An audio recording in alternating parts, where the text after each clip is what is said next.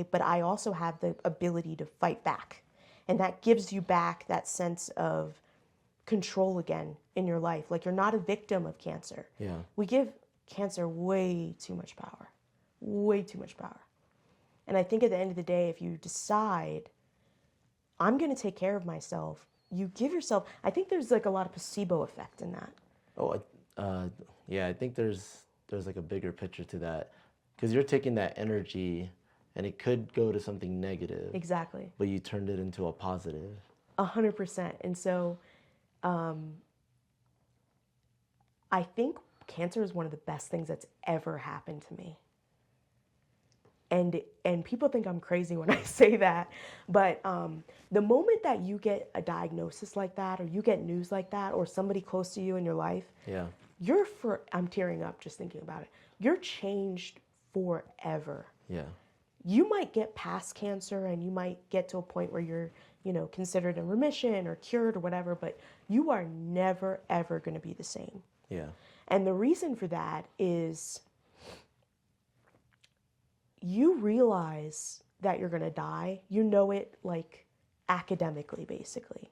But until you have like a near-death experience, you don't really believe it and you don't really operate out of that. And now every morning when I wake up, I feel this like fire like I've never felt before, that I've got to get stuff done. Yes. I've got stuff to do. I don't know if this is my last day, I know people always say that tomorrow's never promised, but Exactly. it was literally knocking on your door. Exactly. So now that you have this newfound chapter in life, well, let me say before we go into that, I remember talking to you about it when you had your diagnosis, and then you go into your treatments, and I would ask, like, hey, how's your day going? How do you feel? And you're just like, hey, just got to get it done. Trying to find like the best out of it, something like that. But you were, even on days where it was looking rough, but you're like, I got through it. Yeah. And I was like, this is amazing, because I've been in a lot of buildings and seen a lot of this happen, and it's good or bad, Right. But everyone's fought through it, and like watching you do it is, I'd say it's very inspiring. Oh, thank you. And I was like, I can't imagine the weight that's on your shoulders right now. It's such a unique experience, and chemo is different for everyone because you don't really know how your body's going to react. Right. And I was really fortunate because I found this information about this gut bacteria called Akkermansia. And if you build up this gut bacteria, then you have a lot less symptoms. And I think what everybody fears with chemo is being nauseous and throwing up and all that kind of, the stomach stuff. Oh, you were arming yourself with all these tools. Exactly. And so I had almost no nausea. Really? 6 rounds of chemo. Yeah. And almost no symptoms. The symptoms I did have were very hard to deal with. Exhaustion. I would describe the exhaustion from chemo like my life force is coming out of me. Yeah. But I did some things that I think that doctors don't tell you, which was I took a really high dose of creatine. Creatine at a standard dose helps with pull water into your muscles. Yeah. Creatine over 10, I think it's milligrams. I can't remember the exact measurement, but over 10 of those measurements is brain, it gets in the brain barrier. It's enough, it's critical enough to get in the brain barrier. So that helped me with the brain fog and the exhaustion from chemo. I had a coffee every day.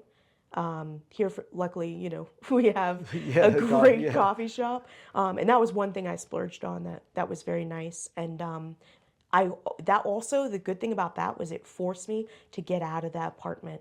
Because I think what a lot of people do when they're on chemo, you're so tired that it's really hard to just get up. Like you isolate. You isolate. You're also scared because your immune's compromised. Yeah. Your immune system's compromised.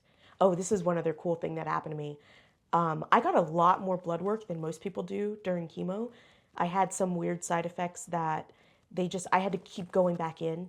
And so I got to see the bell curve of when I actually was immune compromised. And that was really cool to see how quickly my immune system could bounce back. Really? And when I was in the risk areas, I probably was out a little bit more than I should have been. Yeah. But I was very aware But it gave you the awareness of, Yeah. okay, maybe I should reduce this, add more here. Yeah. It's kind of like an athlete taking in training and nutrition and Yes. seeing where the peaks and valleys are, you know? Exactly. So I had a great attitude mostly because I had a great community. The way people have showed up for me, I don't think happens to most cancer patients. Yeah, you had some great people around you. Just having like my mom calling me every day, my sister checking in on me constantly, thousands of people. I mean, obviously, I've spent my entire life building community, investing in people, calling people on their birthdays, and the way that that was kind of all cashed in, if you will, in my moment of need. Oh, that's amazing. I haven't worked in almost 2 years now, haven't had a real job, and just donations have kind of come out of nowhere, come out of everywhere, I should Yeah. say, to kind of get me through this. So there was never this stress of like, I'm going to be, and, you know, my home has worked with me as well to, you know, kind of not make me feel like, oh, you're going to get evicted right away if you don't, you know, pay right away. So that's been just a relief to know that I've been able to survive financially and stress-wise while I focus on my health.